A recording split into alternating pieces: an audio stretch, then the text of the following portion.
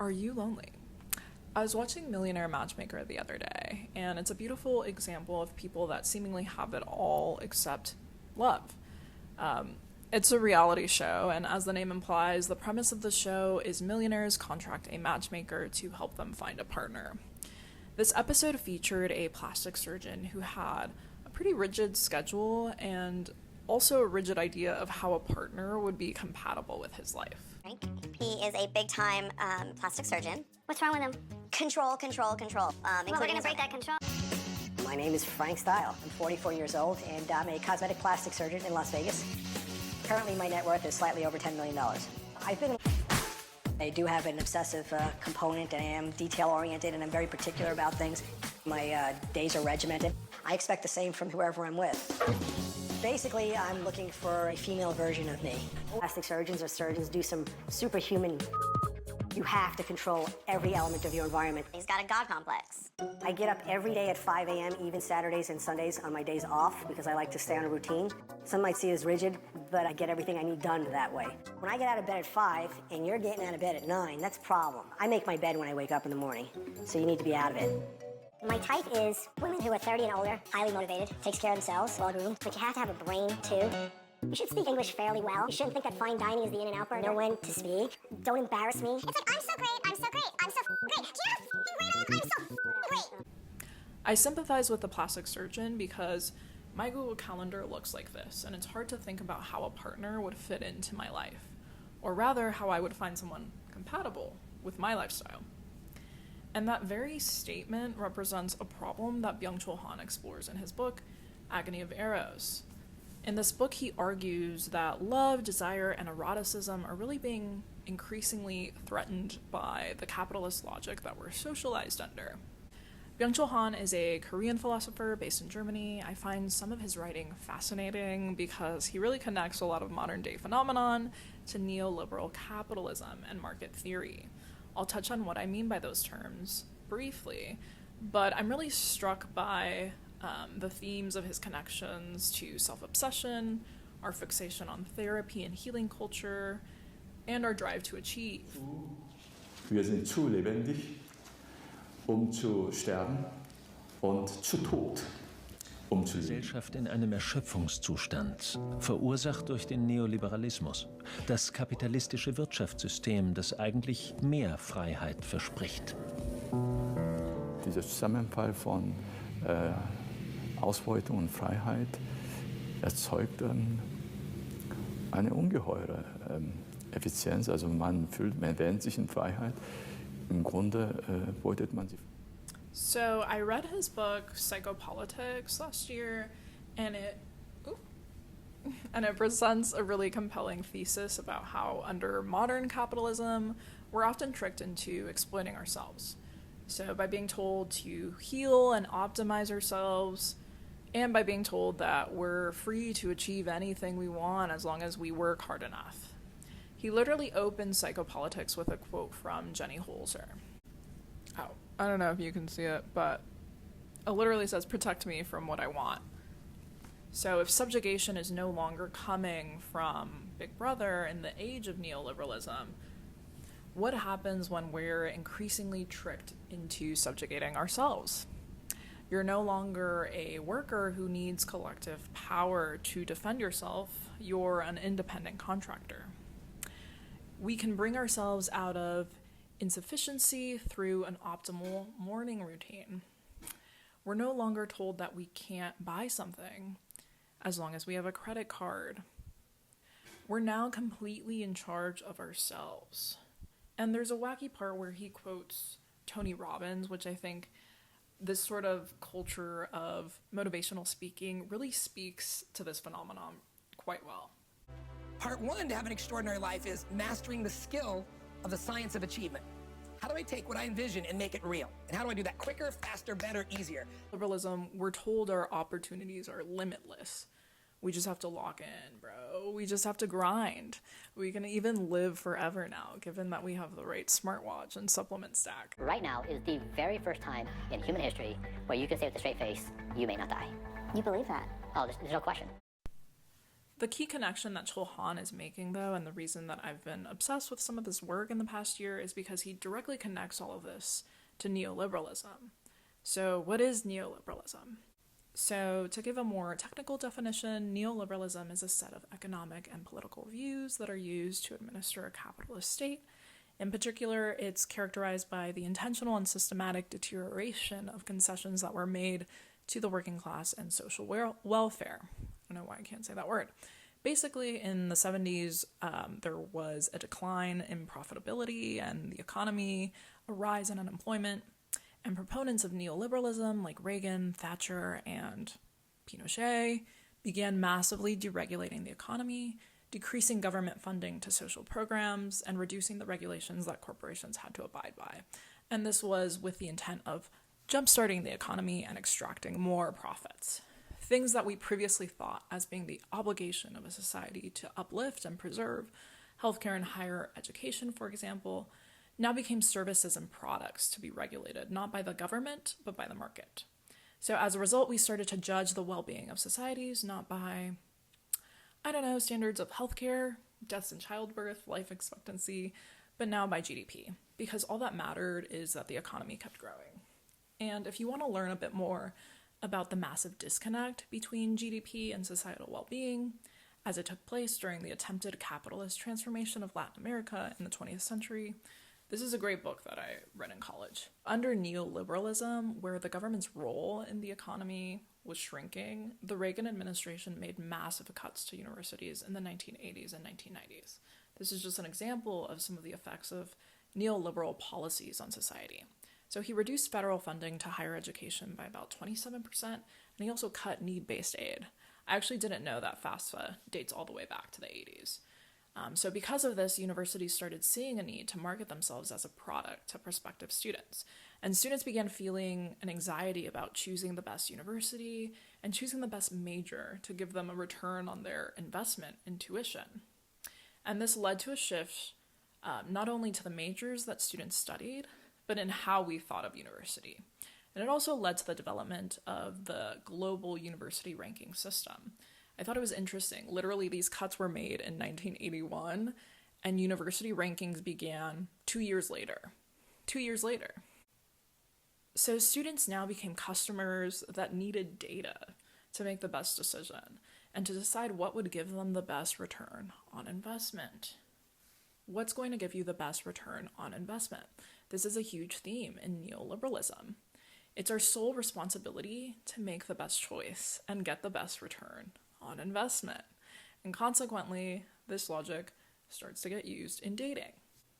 So in Agony of Eros, Byung-Chul Han argues that these mechanisms are killing love. And I love this book because I often found myself sort of dissatisfied by some of the arguments as to why dating sucks so much nowadays. So we hear that dating apps offer us too much abundance, women have more economic power and don't have to settle anymore, men are plagued by the manosphere. All of these statements are reasonably true, but it didn't fully capture why modern dating is psychically terrifying, at least in my opinion. What's key here, I think, is that the rise of individualism, market logic, big data, and predictive technologies, phenomena that's so prominent under neoliberalism, is part of why love has lost mystery and eroticism. We sort of see this logic play out in a lot of modern mantras about love. Hey y'all, sprinkle, sprinkle. So don't change yourself, don't lose yourself, heal your attachment style. You just need to work on yourself and keep working on yourself and keep working on yourself. So Dawood Gosli has a good video on YouTube about this book. He has a PhD in cognitive psychology and sort of does book reviews and talks about philosophy. But what I liked is that he talked about how Han highlights that we sort of start to think about love and relationships as a personal project, just like we think about ourselves as a personal project. We start to have checklists about what we want out of a partner. And what we want out of a partner starts to become an extension of our own ego, someone that exists to reaffirm our identity. I talk about this with my friends. We see people who are obsessed with dating people that they perceive as cool or have the same stupid niche interests as them. People who are essentially the same. Han throughout the book refers to the inferno of the same and the other in the book. It's a bit abstract, but the other represents the true object of desire, something that we can't ever fully understand and can't encompass with our ego. So he opens the book with a striking statement. The crisis of love does not derive from too many others, so much as from the erosion of the other. So this is not just a crisis of abundance, but truly a crisis of how we view difference and how we approach desire under neoliberalism. And that's an argument that I find compelling and interesting. So in a society where everything is commodified, we're constantly comparing things that are incomparable. And this has a flattening effect. So Han asserts that we live in an increasingly narcissistic society, one where negativity is disappearing, and one where everything can be flattened for passive consumption. In the second chapter, Being Able Not to Be Able, he starts to talk about something that I've also noticed and read about. Sexiness represents capital to be increased. That's a sentence that he writes in the book. So even if sexiness is no longer a prelude to desire, it still becomes and remains an important marketing technique. So even if kids aren't having sex, packaging their sexuality remains important, right? We know that Gen Z is having less sex than previous generations, and Laura Pitcher writes about this phenomenon in a piece in Nylon quite succinctly. She writes, despite an increase in sartorial suggestiveness, young people are having less sex than previous generations. She goes on to quote someone that says, it emerges as a juxtaposition to a culture fixated on physical perfection and attractiveness, yet seemingly indifferent to genuine sexual desire and intimacy. We're treating our bodies as assets to be viewed and optimized for social media. Everyone is invested in being conventionally attractive, yet it's devoid of authentic sexuality. So in another chapter titled Bare Life, Han talks about this further. He starts to get at how love really represents change. And he quotes another philosopher, I believe you pronounce it Ficino, in saying that love is the most serious disease of all. It takes away from a man that which is his own and changes him into the nature of another. We now see, however, changing ourselves as a negative process. Instead, it's encouraged to seek someone that confirms our interests, our politics, and our marketable identity. Marketable identity. And we're able to do this in a society inundated with information, or noise, as Han refers to it, right? So all the times that we've inspected someone's social media just to see how they might be a good fit, or to see what they are really like before we even meet them sometimes. To quote from a Substack article on this book titled Desire is Dead, modern love views love as a path towards generating pleasant feelings, affirming our own desires for success, ambition, comfort, and happiness. We avoid negativity, depth, and complexity at all costs, positivizing the future into an optimized present that excludes all disaster. Today, love means nothing more than need, satisfaction, secure attachment, and enjoyment. I really enjoyed the last chapter of the book too, called The End of Theory. Han talks about this article that was published in Wired, titled The End of Theory. It was being argued that theory was being increasingly phased out because of the introduction of massive data that's more precise and comparative. And Han argues that this massive deluge of information and data is causing a deformative effect, even a spiritual crisis affecting literature and art. Maybe that's why we only have insufferable sequels in the theater now. Maybe that's why some of our art is deteriorating. He says our discarding of theory is related to our lack of eroticism. He writes, Eros leads and seduces, thinking down untrodden paths through the atopic other. I love this chapter because I really think it's true. So many times have lovers shifted the way that I think in powerful ways that I couldn't get from simply Googling or reading something. And so many times did hearing about new transformative ideas with other people in organizing meetings or in class feel like an erotic, passionate experience. So I think I honestly resonated overall with psychopolitics a bit more than Agony of Eros, even though they cover similar themes, just because the latter feels a little more philosophy forward for my personal taste. And sometimes it feels as though we're being drilled in the head with abstractions about love and the importance of eros in a way that I couldn't really resonate with as readily as I did with some of the content of psychopolitics. What I think the book is really trying to convey, though, is that love requires attachment, change, friction, and conflict, processes that are not intrinsically affirming or comfortable or positive. And love and passion can be agonizing, but that's what's required for it to be transformative. So how can we reject the inferno of the same? I myself I'm not too sure. As I've gotten older, I've changed the way that I date, but I often find myself caught off guard by what I feel gives me an ick. The woes of the subconscious. This book was a great read for Valentine's week, though, because even if love does get me down, I know that it comes in many forms, and I know that it's such a beautiful, essential part of being human.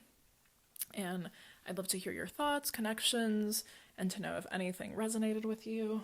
And happy Valentine's Day, even if it is a capitalist first.